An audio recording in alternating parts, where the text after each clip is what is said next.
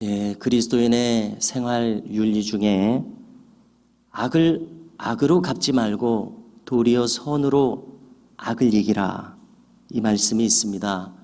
로마서 12장 21절로 이 바울의 언급입니다. 악을 악으로 갚지 말라. 여기에는 무슨 뜻이 들어있겠습니까? 악인을 생각해 보십시오. 악인은 악을 행하는 자입니다. 악을 행하기 마련입니다. 악인이기에 악을 행하는 것입니다. 그러한 악행을 내가 당했다고 가정을 해보십시오. 자, 여기서부터 이제 나의 반응이 중요합니다. 내가 악행을 당했다고 해서 내가 다시 악을 행해도 되는 것은 아닙니다. 즉 내가 악한 처우를 받았다고 해서 이것은 내 몫이 아니었습니다. 내 책임이 아니었습니다. 그런데 여기에서 내가 같은 악으로서 상대에게 돌려준다면 이제 바로 이 행동은 내가 선택한 것이요, 내 의지가 작용하는 것이요, 그래서 나의 책임에 귀속되는 것입니다. 내가 새로운 악을 행하는 자가 되는 것입니다. 즉 내가 악인이 되고 맙니다. 대단히 중요한 점이라고 생각합니다. 그래서 우리는 꼭 기억해야겠습니다. 내가 악행을 당했다고 해서 내가 악을 행해도 되는 것은 아니다. 나도 악인이 돼도 괜찮은 그런 정당성을 얻는 것이 아니라는 점입니다. 악을 당했으되 내가 악인이 되어서는 안 될 것입니다. 내가 당한 부당함이 나도 악으로 폭주해도 되고 마는 정당성을 주는 것은 아니라는 점입니다. 그런데 오늘 어리석게도 바벨론이 하나님에게서 심판을 받을 이유가 바로 이 점에 있습니다. 바벨론은 이스라엘을 심판하는 하나님의 도구로 택하여져서 사용되었습니다. 그러나 바벨론은 단지 심판의 집행자였을 뿐이지 심판하면서도 거기에 자기 의지에 의하여 악을 덧붙여서 심판을 가해도 되는 것은 아니었습니다. 그러나 그들은 도구로 사용되면서 오히려 자신의 악을 덧붙인 집행자로서 전락하고 말았습니다. 그래서 별로 언급하기에 달가운 대목은 아닙니다만은 우리가 식민지 지배를 받지 않았습니까? 그래서 우리는 항상 이러한 그 피해자의 의식이 있을 수밖에 없습니다. 우리 민족은. 그래서 바로 이런 점에서 식민지 지배자들이 범하기 쉬운 것이 강포하여 압제하는 행위입니다. 악행입니다. 오늘 말씀 33절에서 하나님께서는 장차 바벨론을 이제 추수 때가 이르러 타작마당을 펼쳐놓고 그 위에 올려놓는 것과 같은 심판대에 두실 것이라고 천명하십니다. 추수시의 타작마당에서는 어떤 일이 일어납니까? 추수한 모든 곡식 더미를 그 위에 올려놓고 가차없이 발로 밟아서 알곡을 떨어뜨려서 이제 그것을 바람에 날려 보냄으로 알곡을 거둬들입니다. 가라지와 모든 부산물들은 따로 모아서 불사르는 것이 곧 타작마당에서 이루어지는 일입니다. 마찬가지입니다. 바벨론은 이처럼 가차없이 타작마당의 곡식들처럼 발로 밟혀서 짓밟히는 일을 당하게 될 것이다. 하나님이 작정하시는 심판입니다. 34절에서는 특이한 표현이 등장하고 있습니다. 바벨론의 느부갓네살 왕이 나를 먹었느니라, 나를 멸하였느니라, 나를 삼켰느니라, 나를 추방하였느니라, 내가 폭행을 당하였고 내가 학대를 당하였노라. 우리는 신약 성경에서 이 바울의 간증에서 비슷한 것을 발견합니다. 즉 다메섹 도상에서 바울에게 주님이 보이셨을 때에 바울은 물었습니다. 주여 누이시니까? 그러자 주님이 대답하시기를 나는 내가 핍박하는 예수라, 이렇게 답하셨습니다.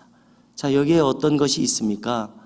바울이 박해를 가했던 것은 초대교회 성도들이었습니다.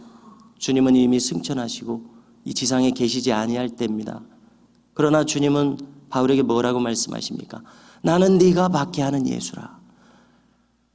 바울은 교회를 박해했지만은 주님은 박해를 받으셨습니다. 마치 이 표현과 비슷한 것을 느끼게 되지 않습니까? 바벨론은 저 시온 예루살렘과 온 유다를 유린했습니다마는 바로 그 학대를 당한 것은 하나님 자신이시다. 이렇게 표현하고 있는 것이 참 특별합니다. 이제 이 바벨론은 그들 자신이 행한 그 악행을 다하여 심판의 도구로 사용되었었던 바로 그 악행을 그대로 되갚음을 당할 것이다. 하나님은 이리 말씀하고 있는 것입니다. 첫째로 하나님께서는 내가 네 송사를 듣고 너를 위하여 보복하겠다 말씀하십니다. 여기서 너는 바벨론을 가리키는 것이 아니라 유다와 예루살렘을 가리키는 것이지요. 하나님의 교회, 하나님의 성도들을 가리킵니다. 너를 위하여 내가 보복하겠다. 우리가 계시록에서도 이제 죽임당한 성도들이 자신들의 피에 대한 신원의 간구를 올리는 대목이 나옵니다. 우리의 피를 신원하여 주시지 아니하시기를 어느 때까지 하시겠나이까. 이것이 이 계시록에 나오는 대표적인 앞서간 성도들의 기도 중에 하나입니다. 억울하게 옳게 행한 것 아닙니까? 하나님 앞에 믿는 자로 행한 것은 인간이 할 수 있는 가장 옳은 일을 행한 것입니다.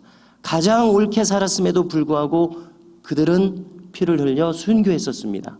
얼마나 억울한 일입니까?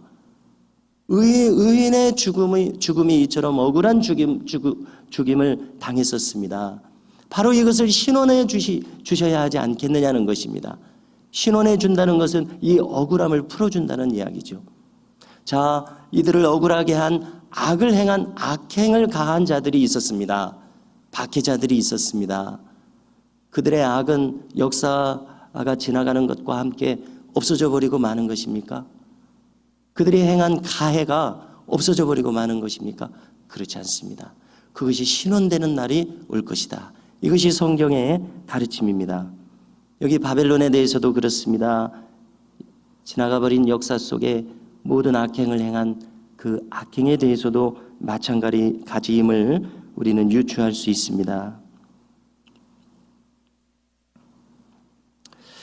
그러므로 이 악행은 반드시 그 죄값을 받게 되어 있는 것을 오늘 말씀은 분명하게 우리에게 다시 알려주고 있습니다. 그리하여 장차 바벨론은 심판받아서 그 바다가 마르게 됩니다. 샘이 마르게 됩니다. 국토는 참으로 두렵게도 돌무더기가 될 것이다. 이렇게까지 말씀하십니다. 승량의 거처가 되고 혐오의 대상이 되고 탄식거리가 되고 주민들은 없게 될 것이다. 이렇게 말씀하십니다. 바벨론은 전에는 굶주린 사자가 먹이를 찾아 으르렁거리는 것 같았으나 그들은 연회의 잔에 취하여 정신을 못 차리다가 영원히 잠들어서 깨어나지 못하는 자들과 같이 될 것이다. 이리 말씀하시고요. 젊은 사자 같았던 그들은 양이나 염소처럼 무기력해질 것이고 그들이 도살장에 끌려가는 가축처럼 멸절될 것이다. 이리 말씀하십니다. 세삭이라고 하는 지명은 바벨론의 다른 별칭입니다. 세삭, 곧 바벨론은 함락될 것입니다. 그들은 강탈당할 것입니다. 황폐해질 것입니다. 바다는 노도, 즉 성난 파도가 되어 쓰나미처럼 그 땅을 뒤덮을 것이다. 이리 말씀하십니다. 마침내 국토가 사막화되어 사람이 살지 않는 땅이 될 것이다. 이렇게 이야기하십니다. 장차 그들의 신인 벨도 벌을 받습니다. 그리고 그 우상을 섬기는 사람들이 더 이상 없게 될 것이다. 이렇게 심판의 내용을 구체적으로 말씀하여 주십니다. 성도 여러분, 오늘 말씀을 통하여서 우리는 한 가지 특별한 내용을 다시 확인하게 되었습니다.